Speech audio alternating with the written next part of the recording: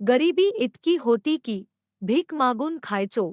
मित्रांनो, स्वामींची विशेष सेवा आणि वर्षातून किमान एकदा तरी पारायण करतातच. आणि मित्रांनो, अशा पद्धतीने यावेळी अनेक स्वामी भक्त स्वामी समर्थ स्वामींची सेवा करतात, तेव्हा स्वामी त्याचे फळ आपल्या भक्तांना देतच असतात.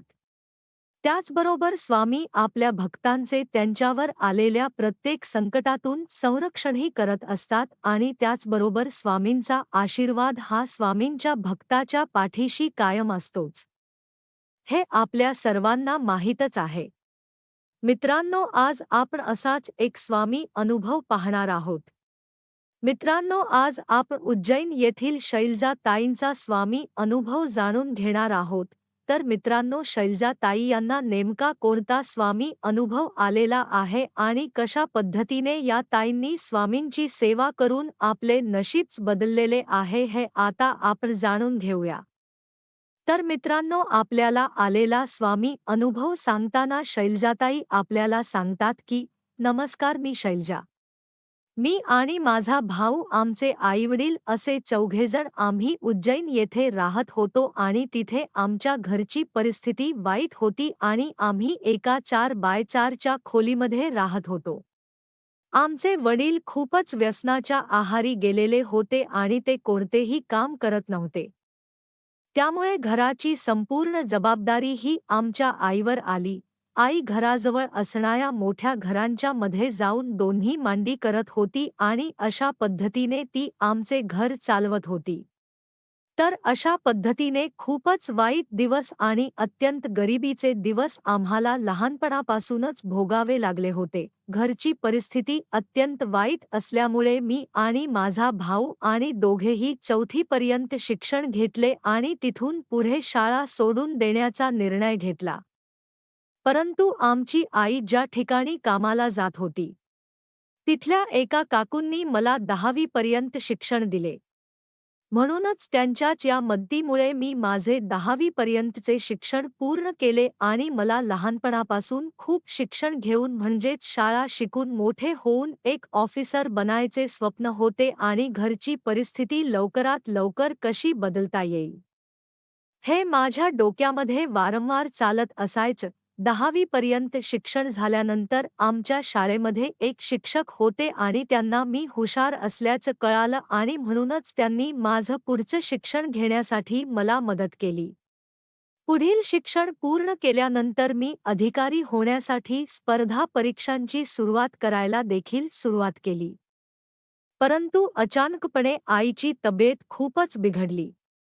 म्हणजेच आईला सुद्धा आजारपण झाले आणि अशावेळी मी आणि माझा भाऊ इतरत्र कुठेही मिळतील ती कामे करून घर चालवत होतो आणि अनेक वेळा तरी आम्ही दुसऱ्यांकडे भीक मागून म्हणजे दुसऱ्यांकडे अन्न मागून आमचे दिवस पुढे ढकलत होतो. त्यानंतर पुढे आईचे आजारपण सुरू होते, परंतु ती कामाला जातच होती. आम्हीही सुट्टीच्या दिवशी आईला मदत करण्यासाठी जात होतो आणि अशा पद्धतीने आमचे हे दिवस सुरू होते. मी स्पर्धा परीक्षा देतच होते. परंतु प्रत्येक परीक्षेमध्ये 1 किंवा 2 आणि कित्येकदा तरी अर्धा मार्गाने माझे लिस्टमध्ये नाव आले नाही, म्हणजेच मेरिट लिस्टमध्ये माझे 1 किंवा 2 गुण जाऊ नये. माझे अधिकारी होण्याची स्वप्न खूप वेळा अपूर्णच राहत होते.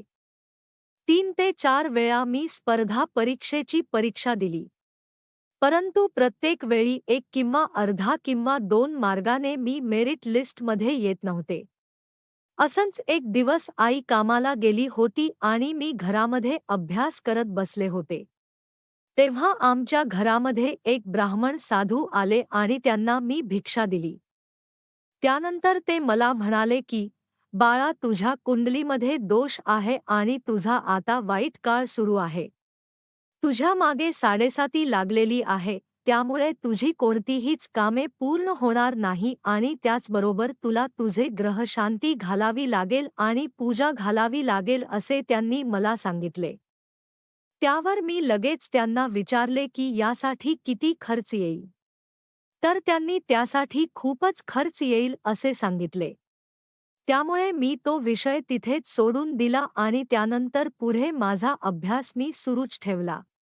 पुन्हा 2 वेळा मी स्पर्धा परीक्षा दिली.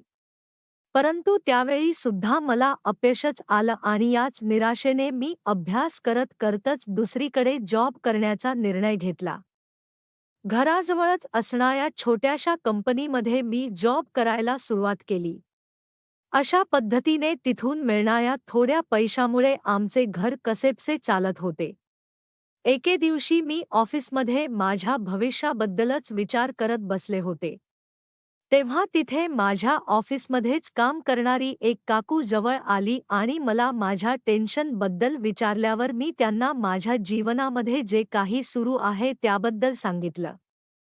त्यानंतर त्या काकूंनी मला धीर दिला आणि त्या म्हणाल्या, काळजी करू नकोस, स्वामी सर्व ठीक करतील. यावर मी त्या काकूंना स्वामींबद्दल विचारले. त्यांनी मला स्वामींच्या लिहिल्याबद्दल आणि स्वामींच्या सेवेबद्दल सर्व माहिती सांगितली. त्यानंतर मला थोडा आधार वाटला म्हणून मी त्यांना स्वामींबद्दल सर्व विचारले. तेव्हा त्यांनी स्वामी सेवा, स्वामींची 11 गुरुवारचे व्रत या सर्वाबद्दल माहिती सांगितली आणि तेव्हा मी 11 गुरुवारचे व्रत करण्याचा निर्णय घेतला. त्यावर त्यांनी मला आमच्या घराजवळ असणाऱ्या स्वामी केंद्रामध्ये नेले आणि तिथून स्वामी समर्थांची नित्यसेवा ही पोथी आणि इतर लागणारे सर्व साहित्य घेऊन दिले. तिथून मी स्वामींच्या सेवेला सुरुवात केली. तिथून दररोज मी स्वामींचे सेवा करायला सुरुवात केली आणि गुरुवारच्या दिवशी स्वामी केंद्रामध्ये जाऊन त्याचबरोबर घरामध्ये स्वामींची विशेष सेवा देखील करायला सुरुवात केली आणि थोड्याच दिवसांमध्ये पुन्हा एकदा स्पर्धा परीक्षांची प्रसिद्ध झाली. तो पेपर गुरुवारच्या दिवशी होता. तर मी रोजच्याप्रमाणे स्वामींची विशेष सेवा, गुरुवारची सेवा केली आणि त्यानंतर पेपरला गेले. पेपर तर दरवेळी जातो तसा सोपाच गेला होता. त्यानंतर थोड्या दिवसांनी परीक्षेचा निकाल लागला आणि स्वामींच्या कृपेमुळे मी MIDC मध्ये एका मोठ्या पोस्टवर अधिकारी म्हणून माझी नेमणूक झाली. तर अशा पद्धतीने स्वामींच्या 11 गुरुवारच्या व्रतामुळे आणि स्वामींच्या सेवेमुळे, स्वामींच्या आशीर्वादामुळे मला माझे स्वप्न पूर्ण करता आले आणि त्याचबरोबर यामुळे आता माझ्या घरची परिस्थिती सुद्धा सुधारली आहे. तर अशा पद्धतीने स्वामीमुळे माझे संपूर्ण जीवनच बदलून गेले. श्री स्वामी समर्थ.